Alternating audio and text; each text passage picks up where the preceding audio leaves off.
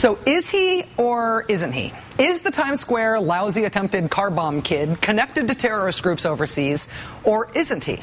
Last week, in the initial reporting after the arrest of a suspect in the case, there were a lot of anonymously sourced claims that he had connections to the Pakistani Taliban. Then on Thursday, a spokesman for the Pakistani Taliban said although they were delighted by that attempted attack, Faisal Shehzad was not connected to them at all. Quote, "We have no relation with Faisal. However, he is our Muslim brother." That was Thursday. The following day on Friday, the head of CENTCOM, David Petraeus, also said there was no known connection between the Times Square suspect and the Taliban, calling him a, quote, lone wolf. So Thursday, Taliban says he's not connected. Friday, Petraeus says he's not connected. Then 2 days later, on Sunday, the administration says he is connected. Well, I can say that the evidence that we've now developed shows that the Pakistani Taliban has directed this plot. Mr. Shehzad, who attempted to carry out the attack in Times Square, it looks as though he was operating on behalf of the Tehrik-i-Taliban Pakistan. That's the TTP. That's the Taliban within Pakistan. So don't believe what you heard before. As of this weekend, the official line is that the Times Square lousy attempted car bomb kid is connected to the Taliban in Pakistan. Unless he's not. I am not convinced by the information I've seen so far that there was adequate confirmable intelligence to corroborate the statements that were made on Sunday television shows. After a closed-door briefing yesterday with senior intelligence and law enforcement officials involved in the Shehzad investigation, the senior senators on the Intelligence Committee couldn't collectively answer the is he or isn't he question.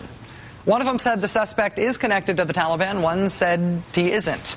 Here again, Kit Bond of Missouri saying he isn't. There are lots of suspicions, there are lots of assumptions, but I don't believe, having looked at it, that it shows a solid tie with the Pakistani Taliban. But wait, then another senator, chair of the Intelligence Committee, after the same briefing said not only is he connected to the Pakistani Taliban, she wants to take it one step further.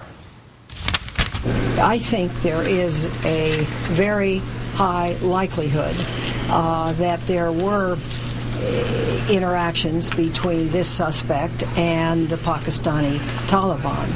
I also believe that the Pakistani Taliban ought to be on the designated list, terrorist list. So the Times Square bombing isn't connected to the Pakistani Taliban. It really isn't. No, it is. No, it really is. No, it isn't. No, it is. And we want to change U.S. policy to reflect that very sure fact.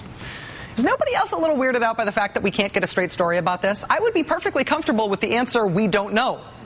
We're investigating. We're investigating possible connections, investigating both here and in Pakistan. We don't know yet. We'll let you know when we know. That would make sense. But instead, we get these categorical, firm statements that the suspect both has and hasn't been conclusively connected to the Taliban. It's one thing if this sort of contested information is used to decide whether or not the Taliban is on the designated terrorism list. We know they're not exactly on a government-approved ecotourism list in the meantime. The really big deal here is that the Taliban and the Taliban's connections to al-Qaeda are the whole justification for why we continue to be mired in the 9th year of a war in Afghanistan right now, which we were reminded of today by the president's joint appearance with Hamid Karzai. Today we are reaffirming our shared goal to disrupt, dismantle and defeat al-Qaeda and its extremist allies in Afghanistan and Pakistan, and to prevent its capacity to threaten America and our allies in the future. We are in Afghanistan purportedly to prevent another government takeover by the Taliban, which would allow al-Qaeda, or maybe even the Taliban itself, to use that region as a safe haven from which they could project violence, project force against the Western world. Since, as the president says, al-Qaeda and its extremist allies are in both Afghanistan and Pakistan, why are we just at war in Afghanistan and not officially in Pakistan too? It's a very good question. It's an important question. It's a critically important question. We've made it very clear that if, heaven forbid, an attack like this that we can trace back to Pakistan were to have been successful, there would be very severe consequences. Very severe consequences. The question of whether or not the Times Square lousy attempted car bomb kid is connected to the Taliban is not just frustrating because we can't get a straight story about it. It isn't just bewildering that there's been such a lack of rigor in the news coverage about it. It is worrying Because getting a real answer to that question, a real answer, could change the world rather dramatically. Joining us now is NBC's chief foreign correspondent, Richard Engel. Richard, thank you very much for being here. It is always a pleasure. How are you? I'm okay, but I have the responsibility now of changing the world dramatically? Well, I sort of feel like I'm back in talk me down territory. All right. Looking at all those conflicting statements, all that conflicting evidence. It shows how combined all these groups are right now. Okay. You can be a member of Al-Qaeda and a member of the Taliban and a member of the Pakistani Taliban, and you could be all of these things at once, or you could be in contact with all of these different groups. They live in the same neighborhoods. These groups don't make these kind of distinctions that we do. If you're an American jerk watching YouTube videos and agreeing with what they're saying, and you're a lone wolf. You're a lone wolf. And this guy was a lone wolf. So in the sense that he was inspired by, but not directed by. Exactly. He wanted to do this. Who was behind this attack?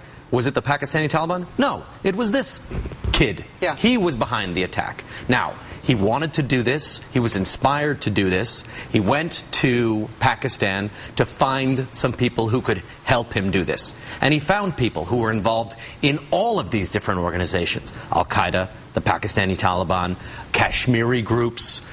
They're all working together. They don't make these distinctions. I've met people from the Taliban, and I asked them, I said, are you also working with Al-Qaeda? And he looked at me as if he didn't understand the question. You're like, we're all Muslims. We're all together. We're all friends. That's how it works over here. Not meaning that every Muslim is part of it, but that we see one another as a Muslim unit. Fellow travelers. Exactly. No, obviously not every Muslim is part of it, but in their opinion, every good Muslim should be part of it. That's the way they see the movement in their extremist outlook. So it's the kind of the new model. You have someone from here, someone who wanted to do this kind of attack and went over as a freelancer and found some support. Are there things that happened when he was in Pakistan that without them he couldn't have pulled off what he pulled off?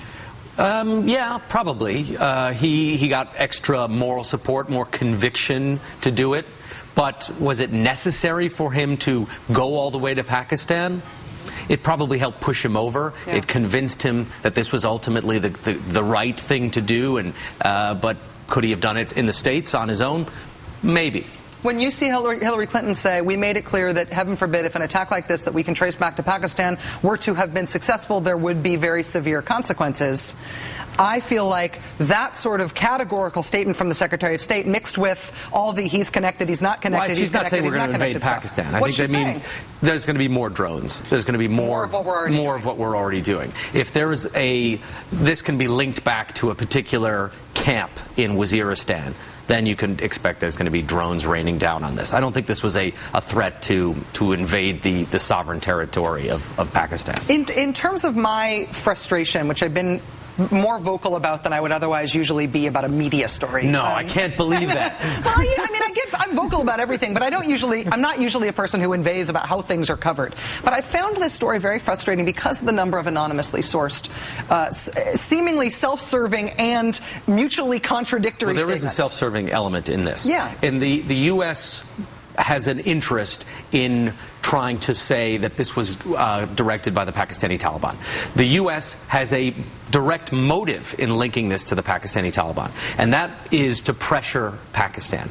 The U.S. wants Pakistan to act more aggressively in an area called North Waziristan. Mm-hmm. And in order, by saying, there are direct links with the Pakistani Taliban, which is based primarily in North Waziristan, you're putting pressure on the Pakistani government to do something, to go and engage more aggressively in that area. And so there is clearly a motive to link it. And the other side of that coin is that the Pakistani government has a great interest in saying, oh, this kid had no links. This kid is just on his own. He's and the Pakistani military has been saying that. Yeah. We are not sure. We're still investigating because going in, they don't want to be pressured into a dangerous military offensive by the United States or by some bad car bomber. And that would be really helpful context for people to put in all of these dumb news stories in all the papers about these anonymous sources that nobody contextualizes in terms of the motivations of this anonymous speaker. It is very nebulous in terms of how these groups operate. And as you say, if you can blame a particular group and that influences Pakistan, then you have a political motivation. Let me ask you about one other domestic component of this, Richard, and that is we're seeing we're seeing fault lines in explanations of this, and even in assertions about the validity of the evidence in this case. So you see Kit Bond versus Dianne Feinstein today, obviously both coming out of the same briefing, obviously both senior members of the same committee, Dianne Feinstein the chair. We're also seeing, in terms of the sourcing on what this story really is, different law enforcement sources telling reporters different things. The NYPD and the FBI notoriously competitive on counterterrorism cases. Is that part of why there have been so many self-serving leaks about this case? I was actually told that the FBI and NYPD worked very closely on this, and the intelligence sharing, at least in capturing Faisal Shehzad and getting information up the chain of command, went quite well. I think it's more going back to this thing that people don't quite understand how these groups